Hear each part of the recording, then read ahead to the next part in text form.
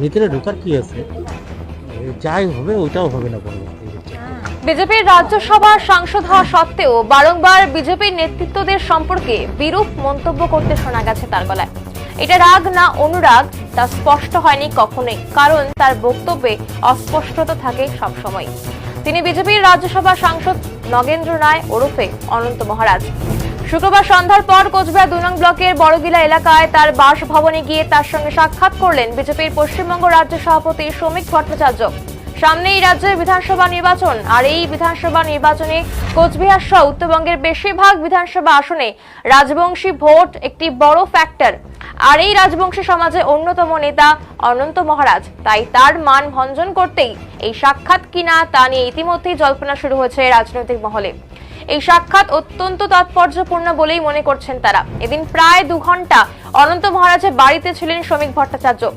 তার সাথে অনন্ত মহারাজের বাড়িতে গিয়েছিলেন বিজেপির কোচবিহার জেলা সভাপতি অভিজিৎ বর্মন, বিজেপির নেত্রী তথা বিধায়িকা মালতী রাভা রায় এবং অন্যান্য অনেকেই। তবে এই সাক্ষাৎ নিয়ে বিশেষ কিছুই বলতে চাননি বিজেপির রাজ্য সভাপতি শ্রমিক ভট্টাচার্য।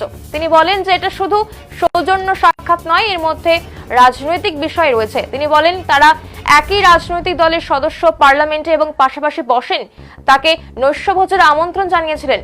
তিনি এসেছেন, দুজন ব্যক্তি যখন বসেন তখন সামাজিক বিষয়ে, রাজনৈতিক বিষয় নিয়েও কথা হবে, লুডো খেলা বা ক্রিকেট ম্যাচ নিয়ে কথা হবে না, এটাই স্বাভাবিক।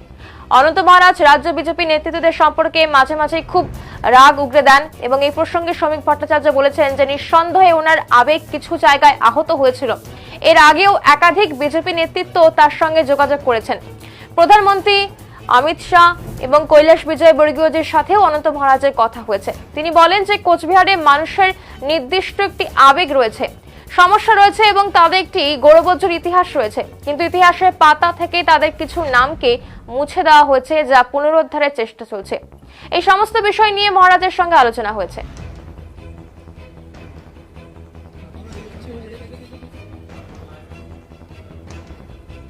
আরো বিস্তারিত জানবো এই বিষয়ে আমাদের প্রতিনিধি অমিত আমাদের সঙ্গে রয়েছে। অমিত, বিধানসভা নির্বাচনের ঠিক আগেই অনন্ত মহারাজের সঙ্গে রাজ্য বিজেপি সভাপতির এই যে সাক্ষাৎ, এই মুহূর্তে কতটা তাৎপর্যপূর্ণ বলে মনে করছো? হ্যাঁ দেখো বিপাশা, একদমই সঠিক বিষয়, কারণ এটা অত্যন্ত তাৎপর্যপূর্ণ। বিধানসভা নির্বাচনের আগে অনন্ত মহারাজ, যিনি বিজেপির রাজ্যসভার সাংসদ, তার সাথে দেখা করলেন বিজেপির পশ্চিমবঙ্গ রাজ্য সভাপতি শ্রমিক ভট্টাচার্য।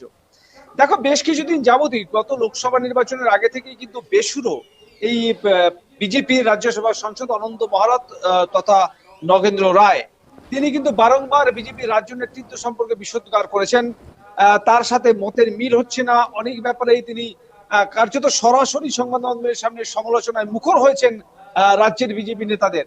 শুধু তাই নয়, কয়েকদিন আগে তিনি প্রধানমন্ত্রীকে, রাষ্ট্রপতিকে পাকিস্তানি বলেছেন, বাংলাদেশি বলেছেন।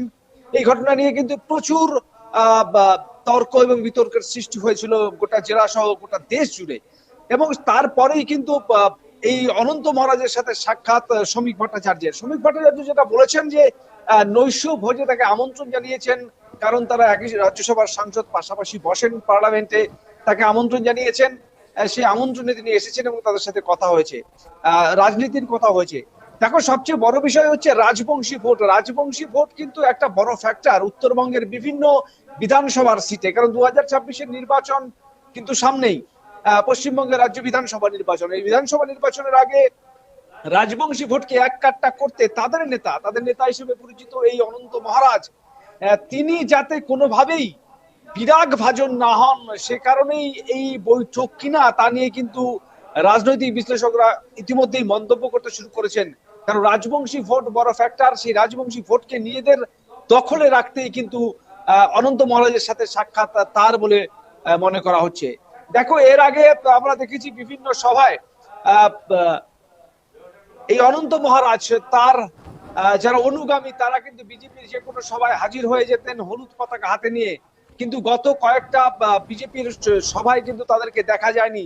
সুতরাং স্বাভাবিকভাবে বিজেপি নেতৃত্বের কপালে কিন্তু ভাঁজ পড়েছে বিষয়টি নিয়ে, যে রাজবংশী ভোট না হাতছাড়া হয়ে যায়। সে কারণেই কিন্তু তড়িঘড়ি সেই ক্ষতকে সারাই করতে কিন্তু আজ অনন্ত মহারাজের সাথে দেখা করলেন বিজেপি রাজ্য সভাপতি শ্রমিক ভট্টাচার্য বলে মনে করা হচ্ছে। বিপাশা, অনেক ধন্যবাদ অমিত তোমাকে। আমরা এই বিষয়ে বিস্তারিত জানলাম আমাদের প্রতিনিধির কাছ থেকে। আপনাদের আরো একবার জানিয়ে রাখবো যে আজ অনন্ত মহারাজের নিজ বাসভবনে কিন্তু বিজেপির রাজ্য সভাপতি সেখানে এসেছিলেন। তিনি যেটা বলেছেন যে সৌজন্য সাক্ষাৎ, তবে এর বিষয়ে রাজনৈতিক বিষয় রয়েছে জানিয়ে তিনি স্পষ্ট করে কিছু বলেননি।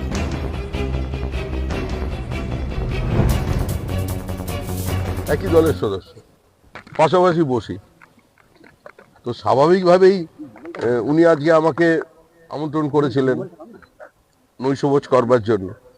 তোমার বাড়িতে এলাম, তা দুজন ব্যক্তি যখন বসে তো সামাজিক বিষয় নিয়ে, রাজনীতির বিষয় নিয়ে কথা হবে, লুডো খেলা নিয়ে হবে না, ক্রিকেট ম্যাচ নিয়ে হবে না, এটাই স্বাভাবিক। মাঝে মাঝে অনন্ত মহারাজ ক্ষোভ প্রকাশ করেন রাজ্য বিজেপির উপর। না, আমি এই নিয়ে আজকে কোনো মন্তব্য করতে চাই না। ওনার কিছু নিঃসন্দেহে ওনার আবেগ কিছু জায়গায় আহত হয়েছিল, আমরা দুজনের মধ্যে কথা বলেছি, এবং এর আগেও রাজনাথজি এসে প্রথম ওনার সঙ্গে যোগাযোগ করেন। এস আলওয়ালিয়া এসেছিলেন, আমাদের প্রধানমন্ত্রীজির সঙ্গে ওনার কথা হয়েছে, অমিত শাহের সঙ্গে কথা হয়েছে, কৈলাস বিজয়বর্গীয়ের সঙ্গে কথা হয়েছে। আগামী দিনে আরো যারা বিজেপির নেতৃবৃন্দ এখানে এসেছেন, ভূপেন্দ্র যাদব ওনার সঙ্গে এসে দেখা করবেন। নির্দিষ্ট কুচবিহারের মানুষের একটা আবেগ আছে, তাদের কিছু সমস্যা আছে, এবং একটা নির্দিষ্ট গৌরবোজ্জ্বল ইতিহাস আছে। আপনি যদি বীর চেলারা থেকে শুরু করে তার পরবর্তী সময় পর্যন্ত দেখেন, ইতিহাসের পাতা থেকে কিছু নামকে মুছে দেওয়া হয়েছে। এই যে ডিস্টর্টেড ইন্ডিয়ান হিস্ট্রি, যে কথা আমরা বারবার বলছি, সে বিষয়ে আমাদের একটা ভবিষ্যৎ পরিকল্পনা আছে এই নিয়ে।